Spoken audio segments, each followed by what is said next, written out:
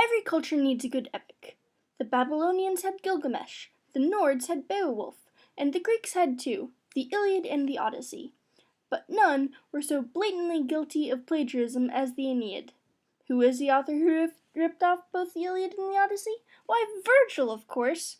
Those of you who've read Dante Alighieri's self-insert historical fanfic, The Divine Comedy, may remember him as Dante's guide through hell. I'm allowed to say that, right? I mean, it's not like I'm swearing, it's just that's where they are in the first book. Hell. Soaping aside, Vergil's a very important poet because of his work on the Aeneid, influenced the Roman Empire.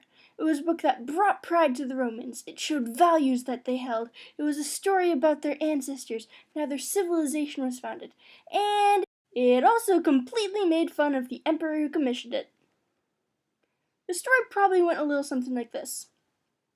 Maecenas, my man, hey, could you find me a poet to write me an epic about Rome? Are you serious?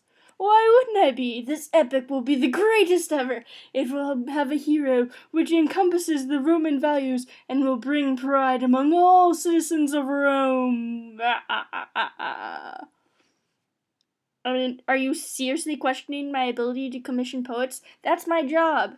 Just find me a poet. Hey, Vergil, could you possibly do me a favor and write an epic for me? Is this you asking or the emperor? Well, no. Vergil, come on, please, for me. Fine, what does he want? An epic glorifying Rome, its values, and I am not basing my protagonist on him. But how about I write about Aeneas? Deal! Now, to make a story about the founding of Rome with a hero based on the emperor that encompasses the values of both. I'm going to have a lot of fun with this.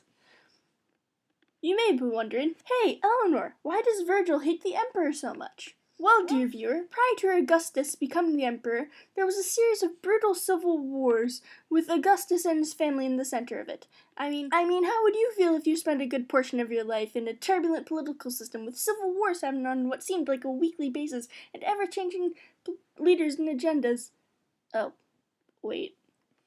So Vergil made the famous Roman epic by blatantly ripping off both the Iliad and the Odyssey, but mostly the Odyssey. Though no copyright laws were broken because of a 500-plus year period between publications. Also, there wasn't copyright law. For those of you who haven't heard the story, I highly suggest watching Overly Sarcastic Productions' video on it, and on everything else. Their videos are awesome, and also what inspired my writing style for these types of vids. But a quick rundown would be, Aeneas, the most minor of characters in the Iliad, is escaping Troy with his family. His mom is Venus. He sails around the world because he didn't bother to bring a map with him, and finally finds his destination while eating tables. Okay. Once at their destination, a civil war breaks out because he and this one guy, Turnus, are fighting over this girl, and Aeneas gets to marry her because she's the daughter of the king, and the king was told this prophecy that he has to marry a foreigner. And so what happens is he marries her off to him, and in the end, Aeneas wins, and his descendants founded Rome. No, founded Rome. As in, established it.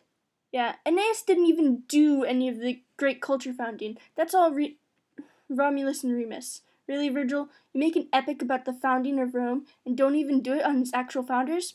For those of you who are wondering, this was how Rome was founded.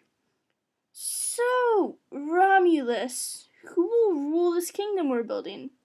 We will decide it like men. So, by fighting? No.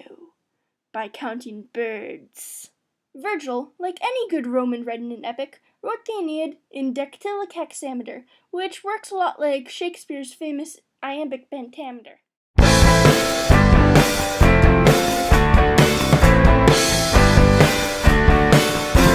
Snake bit, you went down into the dark black pit.